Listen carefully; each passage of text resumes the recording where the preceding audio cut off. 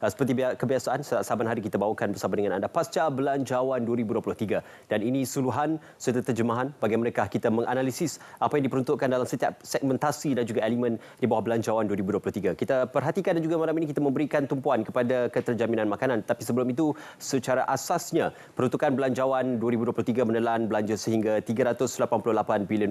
Jadi kita perhatikan di manakah hasil pendapatan negara. Dan juga untuk bajet ataupun Belanjawan Kerajaan Persekutuan, pendapatan datangnya daripada cukai pendapatan dan juga hasil bukan cukai antara peratusan yang tertinggi menyumbang kepada struktur belanjawan dan juga struktur pendapatan negara pada tahun lalu dan juga untuk yang diterjemahkan pada tahun ini. Dan seterusnya kita menyaksikan pula bagaimana perbelanjaan kerajaan diperuntukkan untuk Belanjawan 2023. Antara yang terbesar ialah pembayaran emolumen dan juga pembayaran mengurus. Ini merupakan antara salah satu faktor yang wajib dan perlu untuk disegerakan ataupun untuk dimasukkan dalam Belanjawan 2023 dan menjadi prioriti ataupun keutamaan dalam setiap pembentangan belanjawan dan juga perbelanjaan lain, khususnya perbelanjaan pembangunan yang menelan belanja sehingga RM99 bilion.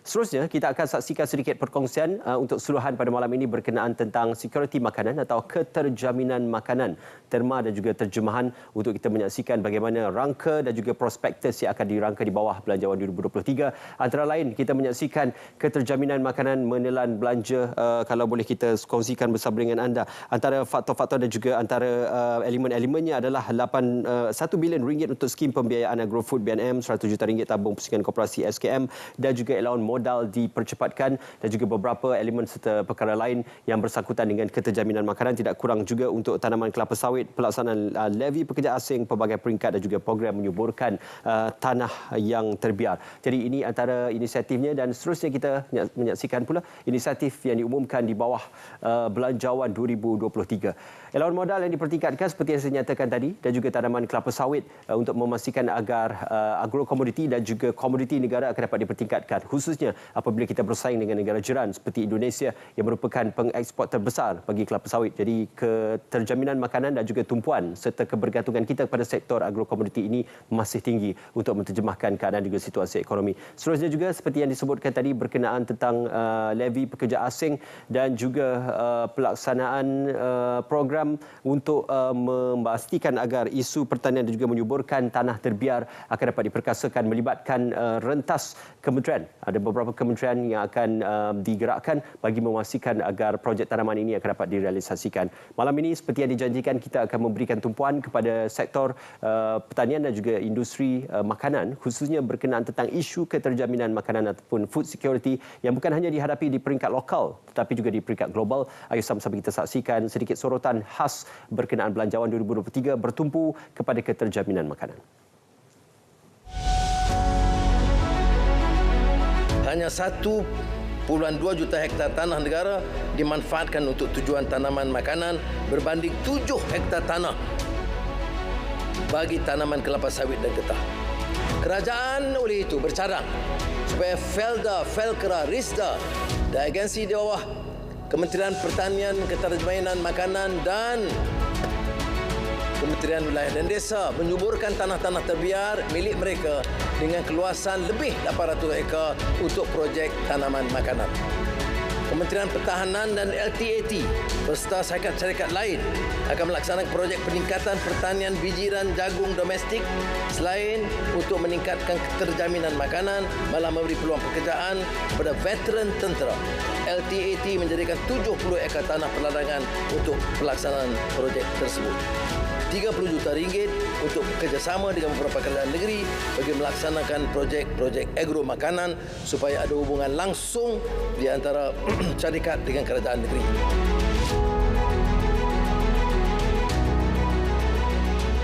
Baik, kita bersua kembali. Itu sorotan pengumuman Belanjawan 2023 dan juga dalam sesi perbahasan Belanjawan 2023 yang berlangsung di Dewan Rakyat pada ketika ini dalam sesi sidang Parlimen ke-15 untuk kita bercakap lebih lanjut mengukuhkan keterjaminan ataupun sektor makanan dan juga industri makanan berasaskan pertanian. Saya maaf hati untuk memperkenalkan tamu kita pada malam ini yang berbagi Datuk Wira Dr. Rais Hussein, Presiden dan juga Ketua Pegawai Eksekutif MA Research. Apa khabar Datuk? Alhamdulillah. Baru pulang dalam sesi pembentangan. Jadi how was it? Bagaimana? Di sesi pemerintahan di Barcelona. Yeah. Oh, very interesting. Kita nampak guna pakai teknologi almost dalam semua bidang, termasuk dalam pertanian. Dia ada sektor ITCT, sektor pertanian dan sektor macam-macam. Okey, itu kita akan lanjutkan seketika nanti, insya-Allah. Banyak perkara yang akan kita bincangkan, khususnya platform seperti itu ataupun instrumen seperti itu untuk merekayasa ataupun memastikan penggunaan automasi ini berkembang secara sepenuhnya.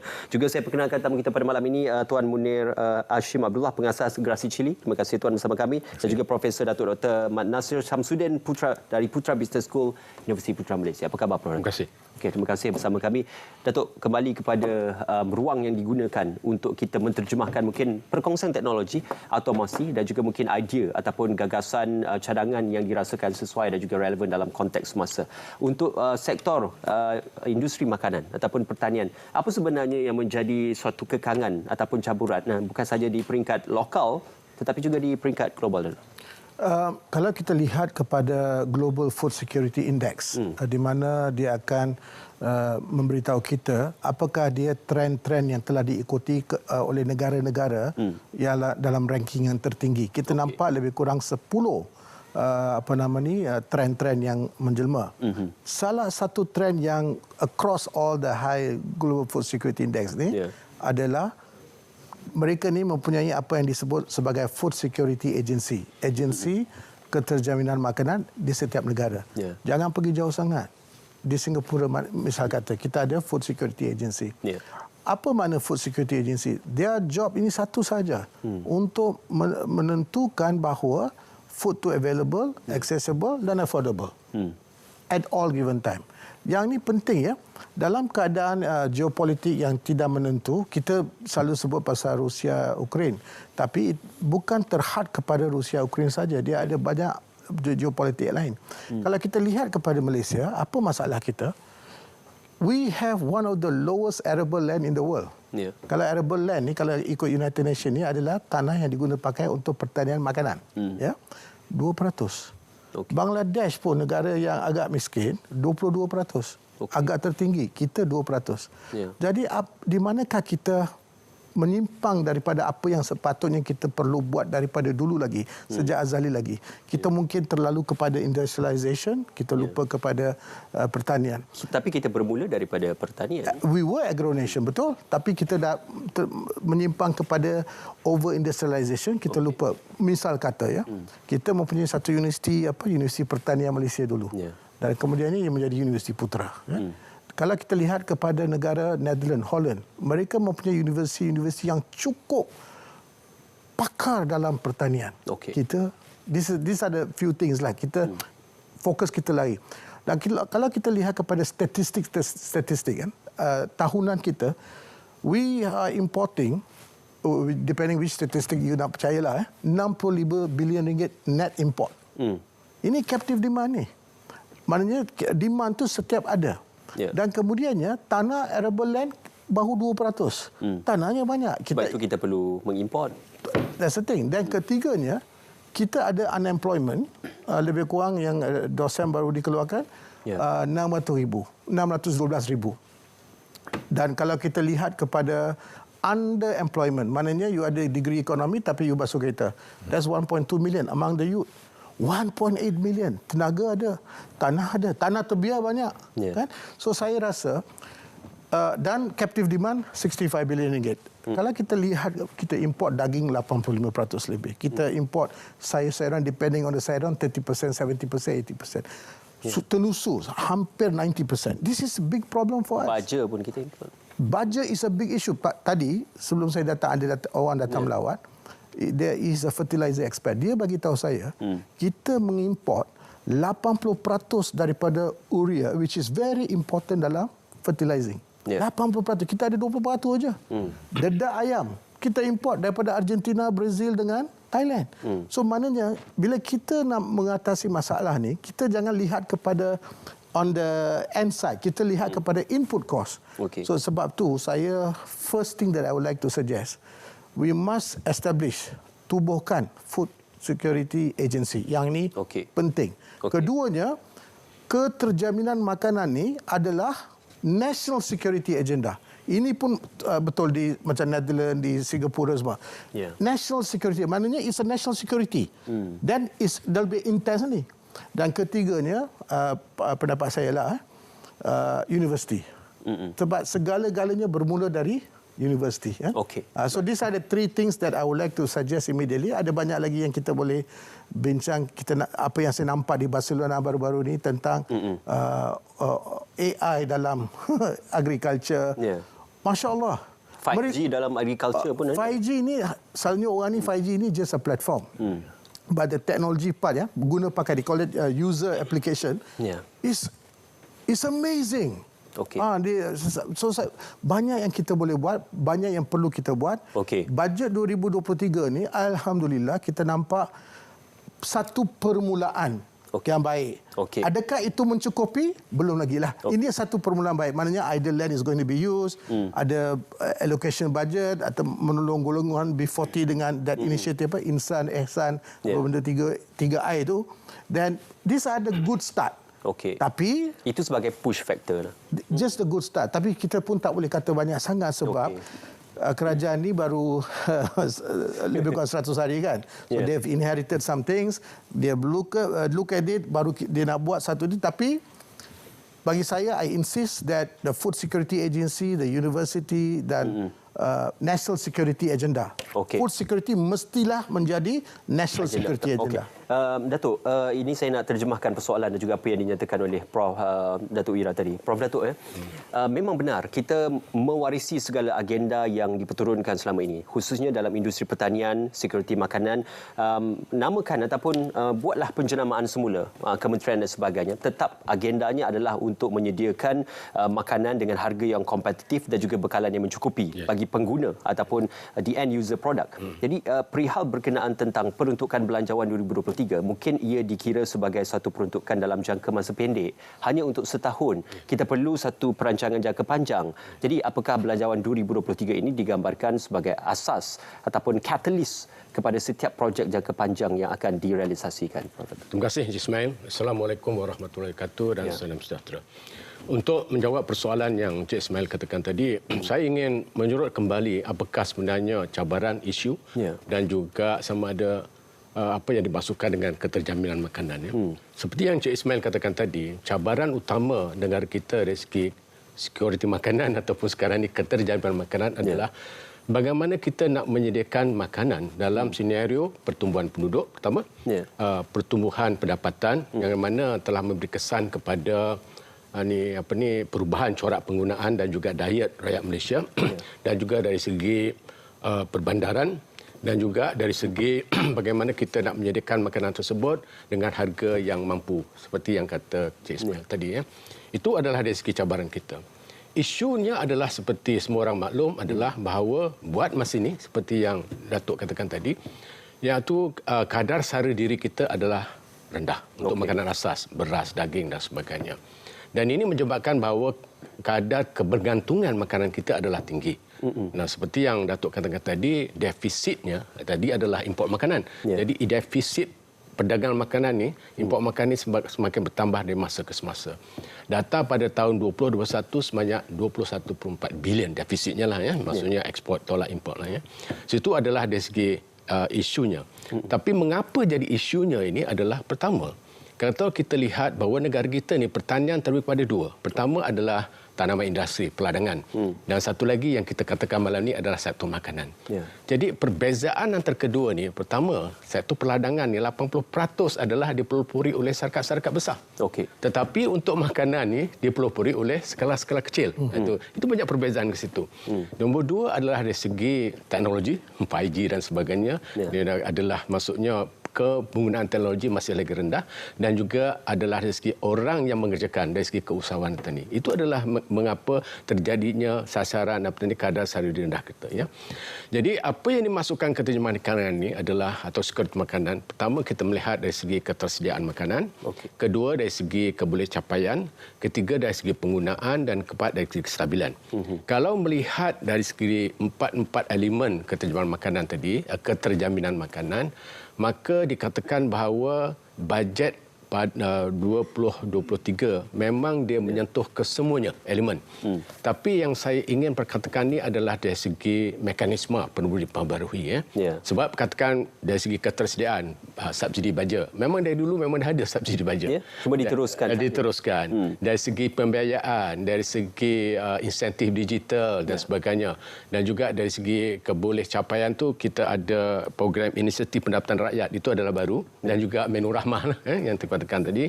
Dari segi kestabilan pun telah ada menyentuh tentang pusat penyimpanan stok makanan, dan juga dari segi skim perlindungan untuk ahli-ahli PPK.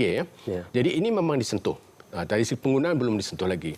Jadi pada saya, apa yang bajet itu, walaupun bajet itu setahun, of course dia akan menjadi satu orang kata catalyst untuk jangka masa panjang, menyentuh ke semua elemen kecemakan. Tapi yang penting, nanti saya akan bahaskan mungkin dalam pusingan nombor 2 ini, mekanisme tu mesti agak berbeza. Benda tu memang ada, tapi mekanisme perlu diperbarui. Ada yang berbeza dalam belanjawan kali ini? Saya katakan di sini, katakan subsidi baja dan sebagainya. Memang telah daripada dulu, dari azali mungkin kita ada subsidi. Tetapi maksudnya subsidi baja kita ni kita kaitkan dengan input.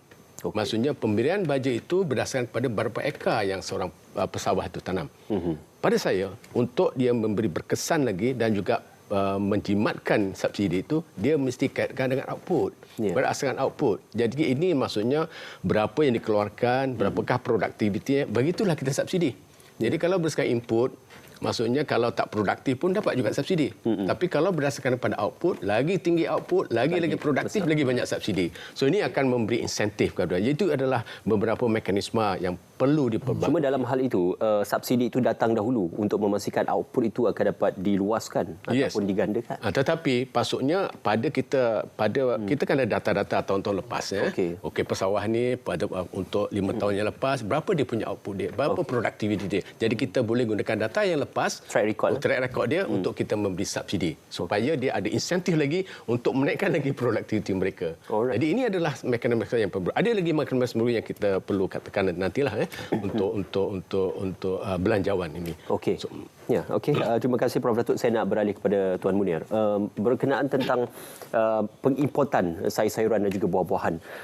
Ia amat mendukacitakan ataupun menyedihkan kerana dahulunya kita bergerak sebagai sebuah negara pertanian dan juga penyediaan bahan-bahan industri pertanian ataupun bekalan makanan ini amat tinggi dalam negara, dan ia semakin meredam disebabkan oleh mungkin persaingan dan juga keadaan global yang tidak menentu. Dalam aspek import dan juga ekspor ini, sebenarnya import kebanyakan sektor ataupun jenis-jenis makanan masih tidak mencapai 50%. Apakah ini salahnya pengurusi industri ataupun salahnya industri itu sendiri, Tuan? Terima kasih, Cik Ismail. Bagi kita di lapangan, petani-petani ini, dan kita melihat bukan dia disebabkan, ada dua sebab dia cukup. Satu, barang tak ada, ataupun barang tu terlalu mahal dan kita terpaksa beli kat luar. Jadi bila barang tu mahal, bila kita keluarkan sesuatu barang tu mahal, contohnya kos mengeluarkan cili, saya contoh, kalau dah RM10, takkan jual RM9, mesti jual RM11 kos kurang-kurangnya. Jadi bila kita perlukan yang murah, terpaksa import. Jadi ada dua sebab kat situ. Dan realitinya memang kita banyak mengimport sebabkan tadi bukan saja faktor segi input tu mahal, tapi juga tidak mencukupi dari segi penanaman. Sebab macam yang Prof cakap tadi, kita penanam yang makanan ni adalah petani-petani kecil. Jadi itu masalah. Sebab itu sekarang macam di syarikat Gerasi Chili kita buat kluster. Kita kumpulkan petani-petani tersebut dalam rangkaian sebagai agropreneur, dan kita libatkan anak-anak muda yang daripada universiti, yang ada ilmu, yang boleh menguruskan segi teknologi. Ladangnya sudah di seluruh Malaysia sekarang. Ya, sekarang kita ada ladang seluruh Malaysia dan kita fokus pada teknologi. Background saya kita pun teknologi juga. Jadi sebab ini kita nak bawa kepada anak muda, sebab mereka ni adalah yang pelapis. Mereka ni sebenarnya nanti yang in the future yang akan menceritakan apa kita cerita hari ini. Dan sebab kalau tengok petani-petani dia yang kecil-kecil ni, kebanyakan mereka dah berusia, ada yang tak mampu nak absorb. Memang bila kita dalam teknologi, kita rasa senang, tapi tidak mudah untuk mereka.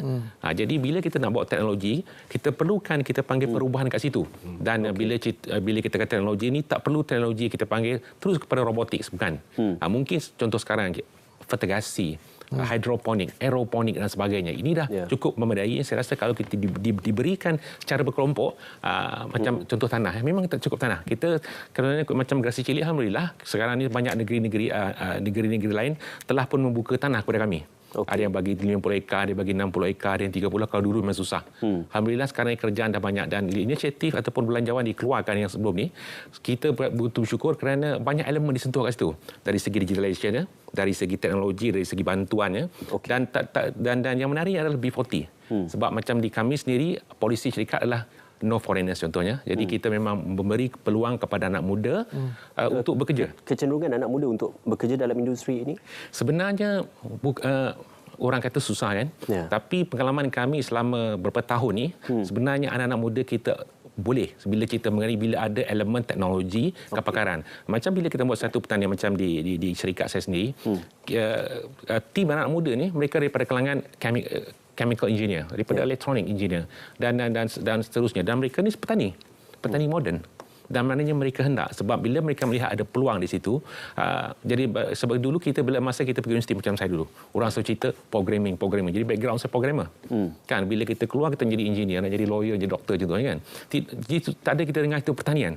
Kan jadi contoh di Jepun kan. Dari kecil dah memang pegang elektronik, transistor dah pegang, resistor dah dipegang. Bila dia masuk ke tingkatan contohnya sekolah menengah, mereka dah tahu dah basic design. Kita masuk universiti baru belajar basic elektronik. Nah, jadi benda tu patut didedahkan. Jadi satu lagi saya tengok kalau kalau kita nak melihat benda ni untuk 10 tahun yang akan datang, dedahkan daripada sekolah rendah. Maknanya PIBG ni kita dedahkan kepada seorang budak bawa satu pokok contohnya. Jadi dedahkan daripada minatkan pokok tersebut. Saya rasa kemudiannya saya rasa Universiti Putra akan sangat laku. Sebab orang nak pergi kepada pertanian, orang suka pertanian. Tapi jangan lupa bawa teknologi sekali. Jadi itu yang selalu kita ceritakan. Dan bajet teknologi ni pun sama juga. Walaupun kita kata bajet ni mencukupi, yang tanya saya, cukup tak bajet ni? Sebenarnya bajet ni, kalau kita nak cerita pasal teknologi ni, ada yang murah dan ada yang mahal. Tapi memadai apa yang dah ada sekarang daripada tidak ada. Jadi kita bergerak dari situ dan kita jangan over design. Sebab kebanyakan yang di luar sana over design. Kita nak function. Kita nak functioning. Sebab itu di ladang macam saya buat. Saya pakai switch macam rumah je pakai. RM2.5 saja. Versus switch yang harga RM30, RM40. Jadi kita jangan buat showcase dengan bajet ni. Sebab macam saya kata food security dia sangat kritikal. Jadi kita perlukan penggunaan bajet yang betul je lah dari segi teknologi. Antara fungsi dan kosmetik sebenarnya kita mengutamakan fungsi. Ya, betul. Dan dua perkara yang penting adalah kita berginjak kepada pertanian moden dan juga memastikan agar usahawan tani akan dapat diperbanyakkan. Wujudkan sebanyak mungkin agropreneur.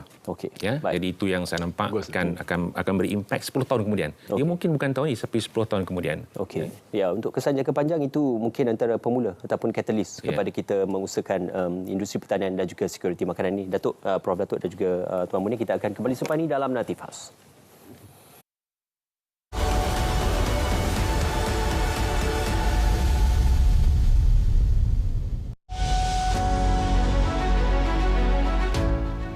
Salah satunya inisiatif Menu Rahmah yang menganjurkan jualan set hidangan pada harga RM5.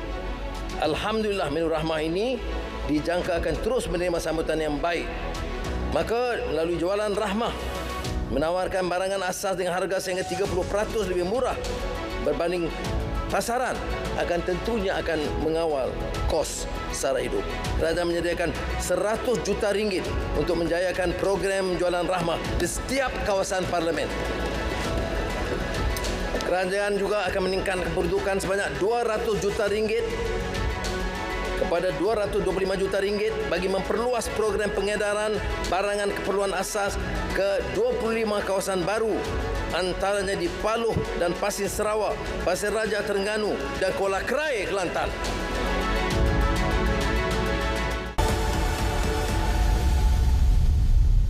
Kembali dalam Natif House, saya kira Prof Datuk, Tuan Munir dan juga Datuk Wira juga setuju bahawasanya kita perlu memperbanyakkan agropreneur ataupun usahawan tani. Seperti yang disebutkan oleh Prof Datuk dan juga Datuk Wira tadi, industri yang besar ini banyak memonopoli dalam sektor peladangan. Tetapi untuk penghasilan makanan itu kebanyakannya adalah pengusaha-pengusaha kecil.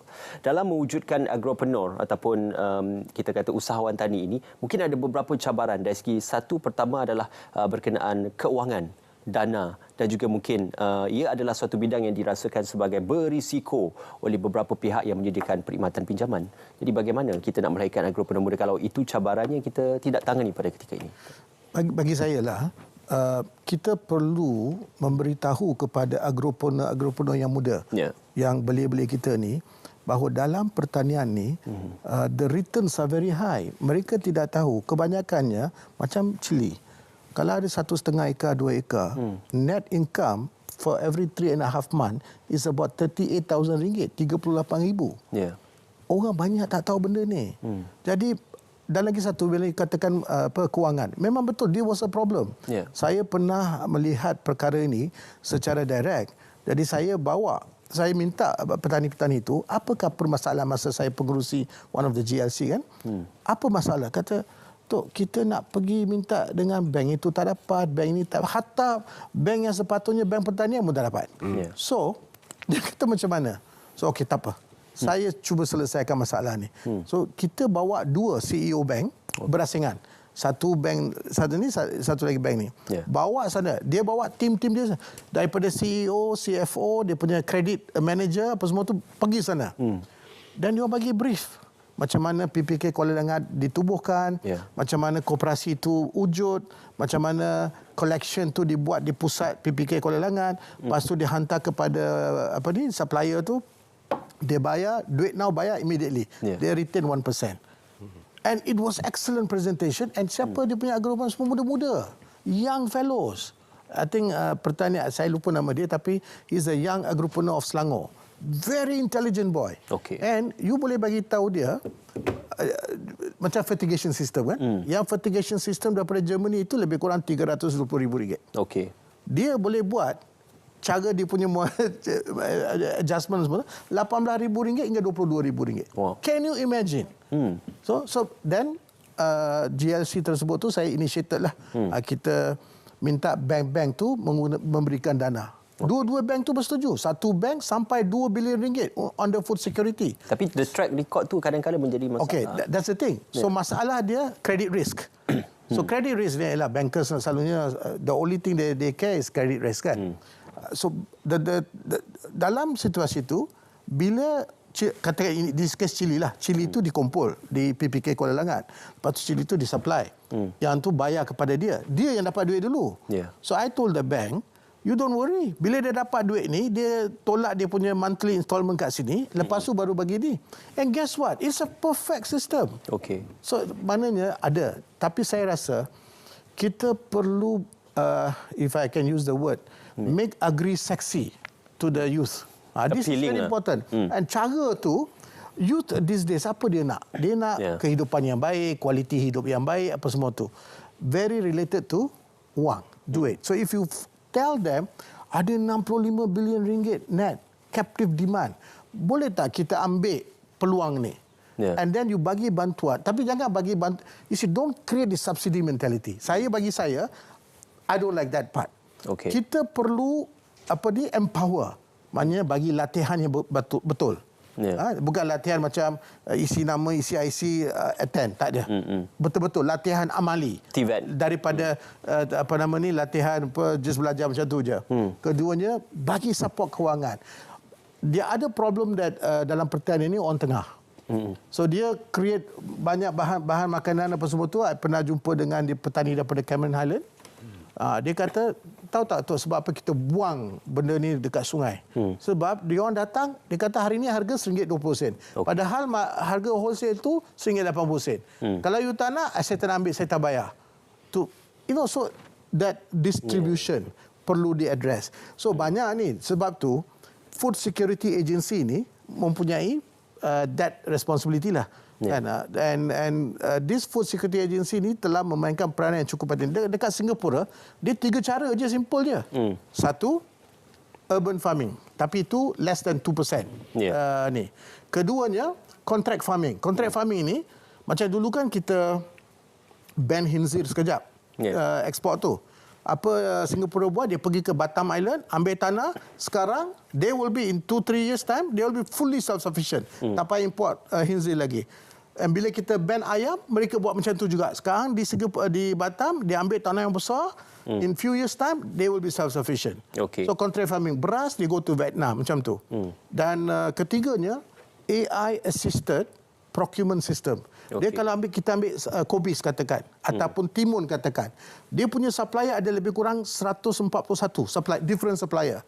So at any given time food tu ada di Singapura. You pergilah Singapura. Okey, tapi Prof Datuk, bila bercakap Datuk Ira bercerita tentang artificial intelligence ataupun penggunaan teknologi, automasi, ia adalah tujuan akhirnya adalah untuk memaksimalkan output.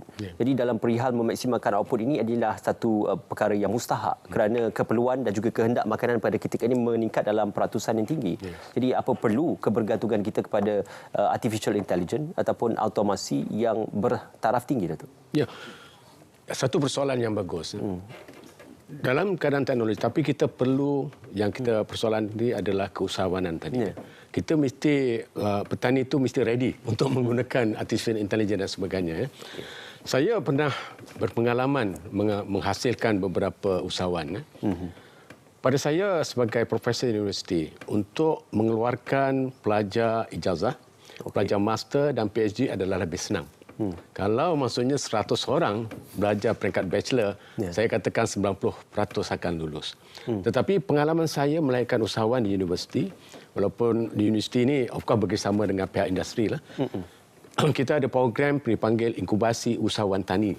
Dan kita graduan ni kita incubate selama 6 bulan. Di situ adanya practical training, ada juga dari segi penggunaan teknologi, ada juga dari segi business plan dan sebagainya. Dan kita punya hasilnya adalah cuma 55.5%. Okey. Jadi maksudnya separuh saja. Pada saya separuh saja itulah berjaya. Sebab dia bukan tak semua orang boleh jadi usahawan. Jadi persoalannya sama ada kita dengan IT dan sebagainya, kita mesti sediakan petani kita dengan ada mentaliti usahawan. Jadi saya juga mungkin menyentuh tentang kesusahan mendapat pembiayaan tadi. Jadi kalau maksudnya dalam program inkubasi kita, bila kita latih dan sebagainya selama 6 bulan, dia mempunyai syarikat dan sebagainya, maka dia lah ready untuk menjalankan aktiviti-aktiviti pengeluaran makanan. Tapi perlu latihan. Jadi maksudnya di sini, kolateral untuk mendapatkan pembiayaan bukan dari segi tanah dan sebagainya. Mereka baru nak terlibat dalam pengeluaran makanan. Tetapi adalah ilmunya, tetapi adalah dia punya kemahirannya. Kita gunakan itu sebagai collateral untuk seterusnya untuk mendapatkan pembiayaan. Saya nak menyentuh juga berkenaan tentang memaksimumkan output. Kini kita sudah mula untuk beralih kepada apa yang kita usahakan, kita maksimumkan dari segi pengeluarannya saban tahun. Kalau dahulu mungkin penuaian padi hanyalah setahun sekali setahun, tetapi kini sudah mula di utara tanah air 2 kali setahun, malah ada yang 3 kali setahun kalau kena pada musimnya. Cuma cabaran cuaca, cabaran global, pandemik dan sebagainya menjadi satu cabaran yang amat besar dan juga cabaran yang amat berisiko buat sektor pertanian, khususnya sektor pertanian berasaskan penggunaan tanah secara sepenuhnya. Jadi apa mungkin kita punya orang kata menjangkakan sebarang kemungkinan untuk meminimalkan sebarang impak dan juga kesan hasil daripada kesan-kesan luar ataupun external factors ini? Ini sebenarnya sudah sampai masanya. Walaupun bajet dari itu menyentuh tentang skim pelindungan takaful, tetapi saya rasa sudah sampai masanya kita mewujudkan ataupun menggubal dipanggil crop insurance ataupun insurans pertanian ataupun insurans security makanan. Dan sebenarnya kita boleh panggilnya.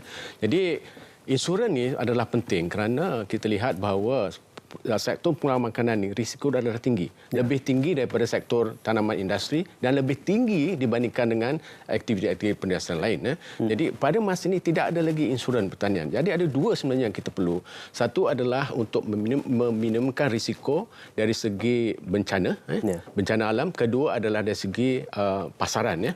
Jadi kalau di negara-negara seperti Amerika dan sebagainya, dia ada dua jenis insurans tu. Pertama adalah dipanggil crop yield insurance. Kalau saya boleh gunakan bahasa Inggerisnya lah, itu adalah untuk mengatasi atau meminimumkan kesan daripada perubahan iklim ataupun bencana alam. Dan kedua adalah dipanggil crop revenue insurance atau yang berkaitan dengan bencana alam dan juga dari segi perubahan harga barangan.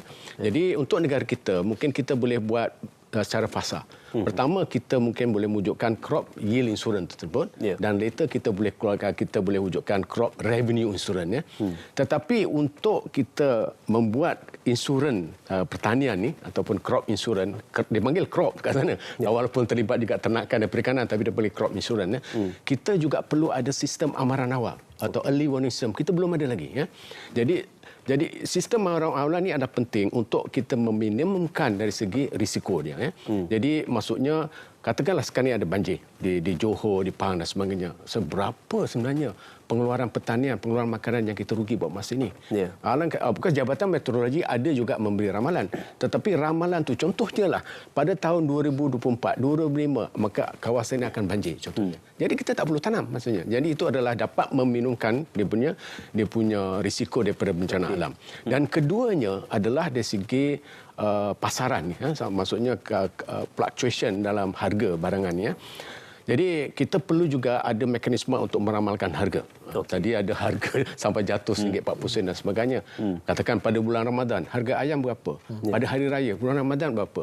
Pada akhir tahun berapa? Kita mesti ada perkara itu. Jadi kita dah ada wujudkan sistem amaran awal dari segi... Mekanisme pengawalan harga tu apakah ia berkesan untuk satu tempoh-tempoh yang tertentu? Itu adalah dari segi mekanisme adalah supaya maksudnya dari segi itu adalah pihak pengguna. Saya katakan dari segi pengeluaran ni. Pengeluaran ni mesti kita dapat meminimumkan risiko tadi. Kita perlu ada sistem amaran awal. Apabila sistem amaran awal itu sudah wujud, barulah kita boleh wujudkan atau yang kita panggil insurans pertanian. Perlu pasal ini telah dikatakan dah lama dikatakan, tapi belum lagi diwujudkan. Dan saya rasa sudah sampai masanya lah kita ada insurans kesihatan, kita ada insurans kereta, tapi insurans makanan tak ada. Itu maksudnya itu yang penting ada di kita makanan. Jadi merujuk kepada yang Cik Ismail kata tadi dari segi pengawalan harga dan sebagainya, itu adalah supaya pihak-pihak pengguna tidak beri kesan dari segi penaikan harga. Itu adalah. Tapi kalau saya dibagi masa untuk mekanisme, saya katakan tadi adalah dalam belanjawan ni banyak telah menyentuh dari segi keterjaminan makanan dan sukar makanan. Tapi yang penting sekarang ni adalah mekanismenya perlu baru. Pertama, saya dah menyentuh tadi, subsidi mestilah dikaitkan dengan output, bukan input. Yang keduanya, tanah-tanah telah disisihkan dalam belanjawan tu untuk pengeluaran makanan. Tetapi kerajaan negeri perlu juga insentif dari kerajaan persekutuan supaya tanah tersebut masih lagi dalam untuk pengeluaran makanan. Kita tahu bahawa buat masa ni, walaupun ada 7 juta hektar untuk tanaman kelapa sawit, tetapi makanan dalam lingkungan 800,000 hektar saja. Itu pun menurun dari masa ke semasa. Jadi insentif ni, jadi kami di UPM sekali dengan Jabatan Perancangan Bandar dan Desa atau Pelan Malaysia telah merangka dengan menilai nilai ekonomi tanah tersebut berdasarkan pada ekosistem servis ataupun pengamatan ekosistem. Jadi dalam nilai ekonomi tanah tersebut, kemungkinan boleh dasarkan bahawa kerajaan persekutuan boleh memberi insentif kerajaan negeri dengan certain peratus daripada nilai ekonomi tersebut. Jadi kalau tidak ada insentif tersebut, tanah-tanah tersebut mungkin pada masa nanti akan digunakan untuk yang aktiviti lain. Perlu tahu bahawa kerajaan negeri apabila dia menyisihkan tanah untuk pertanian, dia ada kos melepas dia, opportunity costnya. Mungkin boleh digunakan untuk perumahan, boleh gunakan untuk pembangunan dan sebagainya. Jadi nak retain untuk makanan ni, apakah kos melepas? Itulah insentif perlu diberikan. Disebabkan nilai ekonomi tanah itu yang perlu dipertimbangkan. Untuk digunakan yang mana satu lebih baik itu menjadi dan sebagainya tu apabila contohnya apabila kita tanam padi, bukan hanya tanah itu untuk pengeluaran padi saja, tapi tanah itu juga dapat menjaga alam sekitar, menjaga biodiversity dan juga landscape. Kita cantik tengok sawah padi dan sebagainya. Itu perlu dinilaikan. Jadi contohnya kerajaan persekutuan boleh memberi 1% ataupun 0.5% insentif setiap tahun bergantung kepada bajet kerajaan. Hanya untuk penggunaan tanah bagi untuk pengeluaran makanan saja. Okey. Baik. Prof Datuk, kita nak berjeda seketika dan selepas ini kita akan bersama dengan Tuan Munir semuanya dalam Narrative Khas Belanjawan 2023.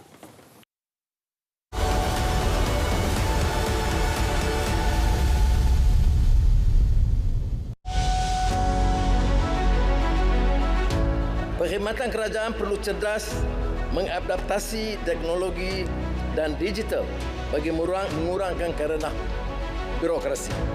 Sebuah pasukan petugas khas reformasi agensi STAR dipengungsikan oleh Ketua Surusan Negara telah ditubuhkan Dana akan disediakan di bawah STAR bagi memastikan perkhidmatan perkomputeran awam dan sektor awam berkesan mampu telah mengambil langkah strategik dengan menaik taraf perkhidmatan MyGov Cloud.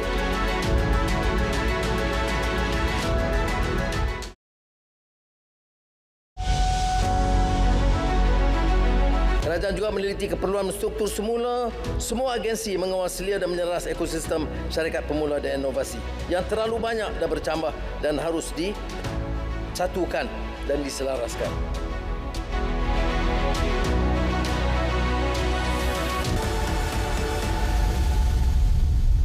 So, kembali dalam Natifas Belanjawan 2023 terus pada Tuan Munir. Kalau tadi Prof Datuk ada bercerita tentang penggunaan tanah, insentif untuk kerajaan negeri boleh dipertimbangkan supaya isu tentang penggunaan tanah bagi sektor pertanian dan juga penghasilan makanan ini akan dapat dipertingkatkan dari semasa ke semasa.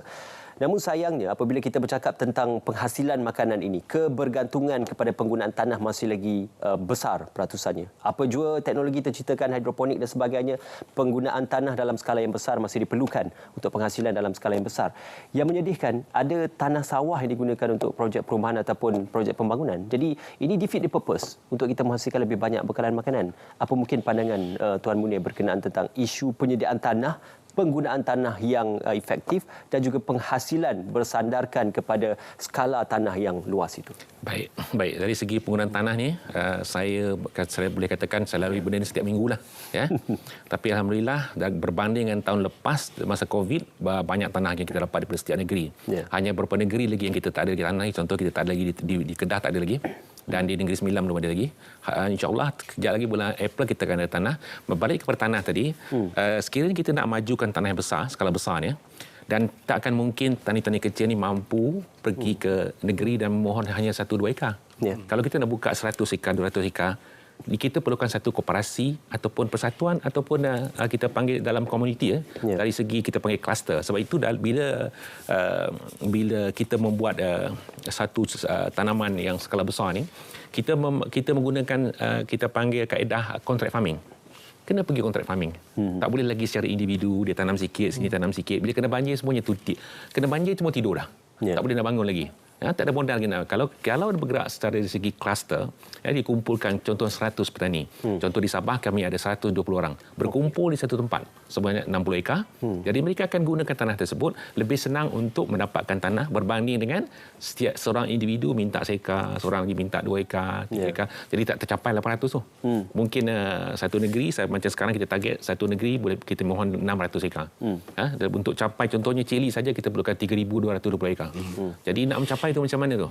Jadi kita pergilah ke Perlis dan negeri lain untuk mendapatkan tanah tersebut. Tapi cara tadi itu agak berbeza. Tak boleh lagi kita panggil ni mengharapkan seorang akan pergi secara individu. Silo tak ada lah. Tak boleh lagi dah. Ya? Sebab bila kita bergerak secara kumpulan, satu kita boleh buat contract farming. Bila contract farming macam kita buat sekarang ni, harga cili kita buat contract. Kita tak ikut kepada harga pasaran. Maknanya kalau turun kita beri harga yang sama, naik harga yang sama juga. Apa yang berlaku? Bila kita buat secara contract, harga yang tetap, dia lebih terjamin harga tersebut. Jadi kita boleh kawal dekat situ. Dari segi input kita boleh jadi murah sebab kita boleh beli banyak volume. Berbanding dengan petani kalau dia tanam seekar, dia beli baja mungkin 5 guni je. Tapi macam kami kalau kita beli 20 tan. Jadi harga secara contract farming lagi rendah. Jadi kos nak keluarkan sekilo cili itu lebih murah berbanding dengan yang membuat yang membuat seekar tadi. Sebab itu kalau tanah ni memang peranan. Kalau besar kita boleh ambil harga yang konsisten dan daripada situ bila kita buat kelas, bila kita menggunakan tanah yang besar, baru kita bercerita mengenai peluang pekerjaan kepada anak muda tadi. Macam di kami sendiri kita ada banyak syarikat yang kita wujudkan. Maknanya tadi anak muda tadi ni dia ada syarikat dia sendiri buat contract farming dan kita akan bawa dia ke bank. Macam kami memang banyak dibantu oleh Agrobank. Banyak bantulah ya, dan kita juga sebagai operator, maknanya bila kita operate, maknanya syarikat-syarikat tersebut lebih terjamin dari segi dia punya kita panggil pasaran dia, ke mana dia nak jual dan sebagainya, berbanding dengan keseorangan di mana ikut nasib lah kalau ada orang beli dan macam tu. Dan cabaran tanah ni juga adalah satu perkara yang kita lalui di mana tempat tersebut kadang-kadang tanah nak bagi tanah, nak bagi 10-20 ekar contoh, tapi berbukit. Jadi kos nak meratakannya agak tinggi. Jadi itu yang kadang-kadang bila kita mencari sampai ke utara kita mencari sebab kita nak tanah yang rata. Jadi kalau 800 ekar ni kalau boleh kita carilah tanah yang rata dan kita buat kita panggil ni peladangan yang lebih optimum. Contohnya dia pergi kepada petegasi, hidroponik, vertical farming dan sebagainya. Yang lebih kita panggil output itu maknanya kita boleh katakan sustain lah. Ya? Dan bila kita nak pakai teknologi pula kita tak boleh beli apa kita panggil robot tanam sepokoknya. Kalau nak tak boleh. Jadi harga beli teknologi 20 juta. Tapi tanam seekar aja. Jadi tak berbaloi. Kalau kita nak ambillah 100 ekar, 200 ekar, 300 ekar. Barulah kita bawa teknologi masuk. Barulah kita bawa jentera menanam. Contohnya kalau cerita pasal bukan setakat cili bawang kan. Kalau setakat 3 ekar berapa sen saja. Tapi apa macam mana kita buat? Kita kan tanam banyak. Sebab itu India cili dia murah. Sekali tanam main hektar, ratus hektar. Dia kalau dia petik, betul petik pakai tangan. Kan dia pakai mesin semua. Jadi itulah kata teknologi ni kalau kita nak bawa kepada pertanian ni, nak bawa anak muda ni pergi kepada pertanian moden macam di US kan. Kau pakai kuda, masuk ladang pakai Lexus kan. Kenapa? Sebab mereka buat skala besar. Kau tengok ladang dia bukan boleh jalan kaki.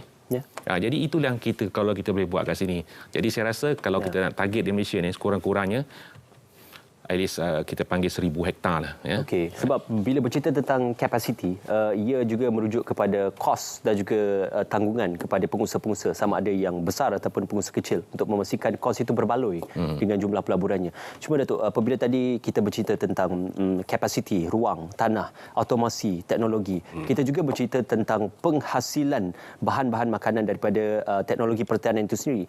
Dahulu kita popular dengan terma kacukan. Pertanaman secara kacukan ini menggunakan teknologi pertanian yang baru. Kerana yang pertama ia boleh menghasilkan output yang lebih banyak dan juga mungkin resisten ataupun ketahanannya kepada cuaca dan juga mungkin serangga dan juga makhluk perosak. Maka dalam perihal ini apakah perlu diteruskan penyelidikan dan juga usaha penyelidikan ke arah memperkasakan hasil tanaman itu supaya ia lebih output dia lebih banyak dalam. Betul. Ini sebenarnya yang saya nak ingin perkatakan bahawa dalam bajet itu tidak menyentuh sangat tentang dana untuk R&D adalah penting. Kalau kita lihat negara-negara seperti Netherlands di mana tanah dia sebenarnya dalam muka bumi hanya 0.02%.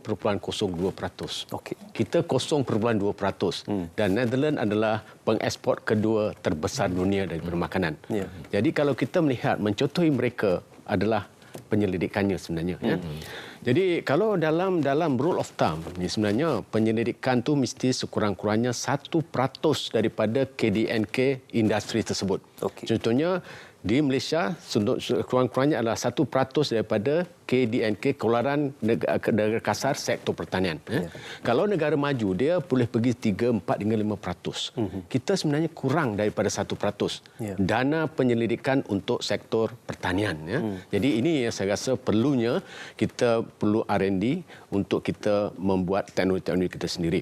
Sudah tentu kita boleh import teknologi sebenarnya, tetapi kadang-kadang ada kelemahan sebab situasi negara kita berlainan dengan kita import. Memang kita boleh import teknologi tersebut tapi mesti digabungkan dengan teknologi-teknologi yang kita adakan, kita buat sendiri. Hanya dapat melalui R&D. Jadi ini sangat penting. Kalau tadi Datuk pun ada menyentuh tentang indeks kekhidmatan global. Kita sekarang dalam lingkungan 39 saya rasa ranking kita.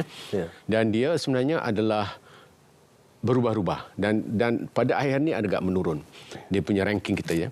Kenapa? Pertamanya adalah dari segi kerentanan, dari segi ketersediaan makanan. Jadi kita perlu pertama iaitu R&D, bagaimana kita untuk menaikkan ataupun supaya kita tidak rentan sangat dari segi ketersediaan makanan kita dengan R&D, dengan teknologi yang ada dan sebagainya. Dan juga yang perlunya adalah dari segi keusahawan tersebut. Yang menjadi masalah Prof Datuk, R&D itu satu perkara kerana ia merujuk kepada makmal penyelidikan, universiti ataupun pusat pendidikan. Tetapi apakah industri itu akan mengadaptasi R&D ataupun hasil pendidikan itu? Itu yang penting. Kalau kita buat penyelidikan negara kita sendiri, maka dia tahu inilah yang akan mengguna pakai teknologi tersebut. Kalau kita import teknologi mungkin tak sesuai dengan petani-petani kita. Jadi Of course kita import teknologi, gabungkan dengan tenure kita sendiri. Kita tahu dah petani kita inilah yang mereka nak dan sebagainya, barulah kita membuat R&D kita sendiri. Ya. Okey.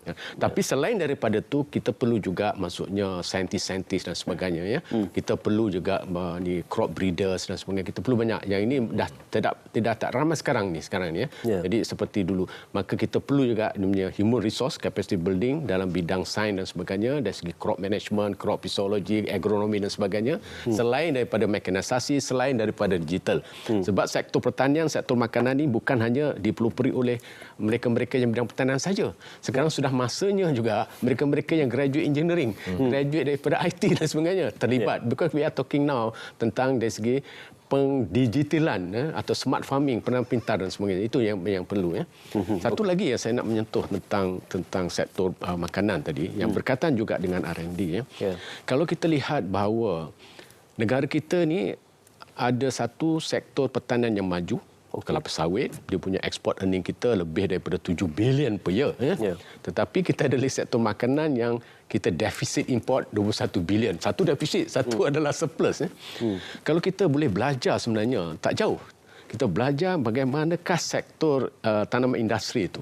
Kalau kita boleh emulatekan, kita boleh applykan kepada sektor pengolahan makanan. Pertama yang katakan tadi itu, kita perlu skala besar. Tak perlu lagi maksudnya yang kecil-kecil tu, itu mungkin ada. Itu maksudnya petani-petani kita yang ada sekarang, dia akan exit by itself. Tapi kita perlu mereka berskala besar. Tapi skala besar sekarang ni ada dua maksud. Satu adalah tanah, satu adalah capital. Maksudnya kita boleh tak mungkin kita boleh intensif farming yang besar tanah okeylah, tetapi mungkin kita ada vertical farming dan sebagainya. Itu adalah besar dari segi capital. Tanahnya mungkin tak luas, tapi dia punya modal dia adalah luas kerana dia bertingkat-tingkat dan sebagainya. Tetapi itu pun perlu juga, tetapi yang perlukan tanah luas pun diperlukan juga. Itu adalah bagaimana tanaman industri adalah berjaya. Satu lagi adalah sebenarnya salah satu faktor kejayaan kelapa sawit dan sebagainya adalah kewujudan bersama di antara sektor perladangan dengan pekebun kecil. Sektor perladangan, dia kadang-kadang dia punya kilang dia ada excess capacity. Sebab tu dia membeli buah-buah dari pekebun kecil. Pekebun kecil sawit seperti pakcik-pakcik kita di kampung tu, kalau tak ada kilang, dia tak boleh jual kelapa sawit dia. Dia kena hantar pada satu. Jadi itu kewujudan bersama.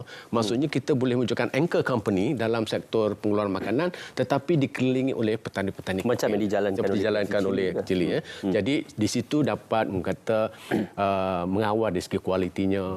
Dan kos inputnya pun beli banyak dengan amount yang besar dan sebagainya. Dan kita boleh pasarkan dengan big volume dan sebagainya. Kalau kita boleh mencontohi itu, selain daripada mencontohi daripada Netherlands tu dari segi R&D dan sebagainya, saya rasa kita punya pengeluaran makanan akan bertambah kukuh. Banyak usaha-usaha yang boleh dilakukan. Tapi Datuk Rais, bukan kita ingin menidakkan langsung aspek pengimportan makanan ini. Cuma apakah pengimportan itu akan menghasilkan kadar harga yang kompetitif, keperluan makanan yang mencukupi dan juga untuk menyeimbangkan antara ekspor dan juga import. Perihal berkenaan tentang kita memilih negara-negara untuk kita mengimport makanan itu yang dirasakan sesuai dan juga kompetitif dengan harga yang murah. Baru-baru ini lawatan oleh Yang Berhormat Menteri ke beberapa negara untuk melihat sendiri barang-barang makanan yang boleh dieksport ke Malaysia. Jadi dalam perihal ini, bagaimana kepentingan untuk kita menyeimbangkan dan juga memilih negara yang bersesuaian, tepat dan menghasilkan prospek ekonomi, import dan juga ekspor yang bagus. Kita ni kadang-kadang kita belajar tentang food sovereignty. Maksudnya food sovereignty ni kita tak perlu import langsung. I don't think that is possible. Dalam keadaan ekonomi sekarang, dalam dunia sekarang ni, food sovereignty itu not possible. Tidak ada yang... Tapi food security itu very possible. Dan kita perlu berhati-hati juga dengan nak import cepat-cepat. Bila kita nak import, kita mesti ingat bila kita nak import, satu, barangan tu daripada luar negara. Keduanya, kita beli ringgit Malaysia, menggunakan ringgit Malaysia. Kalau kita ringgit Malaysia jatuh, there will be imported inflation. Ketiganya, jangan lupa, dalam keadaan baja is now short supply. I mean, you know that. Short supply di seluruh dunia sebab Ukraine is the largest exporter of baja. And dia orang dalam keadaan sekarang macam tu. So, semua baja-baja yang terdapat di pasaran dunia telah diambil oleh negara-negara yang besar. So, it's very big shortage sekarang ni. Dahlah kita Reliant pun 20% saja. So we need to be very mindful bila benda-benda ini berlaku. So, selalu orang kata Ukraine, Russia, it is just not them. There are so many other problems geopolitically di mana akan memberi impak yang begitu besar bila kita nak import. Sebab tu, kalau pergi ke supermarket sekarang, barang-barang tu mahal sungguh. Sungguh mahal. Saya ambil dulu kalau satu troli itu, Alhamdulillah 350-400 ringgit. Boleh sekarang 600 ringgit. No? So this is a fact. So we have to be careful. Apa kita terlalu bergantung kepada import daripada satu-satu negara saja? Mungkin kita perlukan alternatif. That's the double whammy. Kalau katakan macam daging, kita banyak import daripada India. Itu pun daging itu bukan daging lembu ya, daging kerbau. Dan Australia dan New Zealand. Tapi daging kerbau daripada India adalah paling murah. So we import a lot. So if something happens geopolitically ataupun something happen between Malaysia dengan India ataupun dalam keadaan India begitu.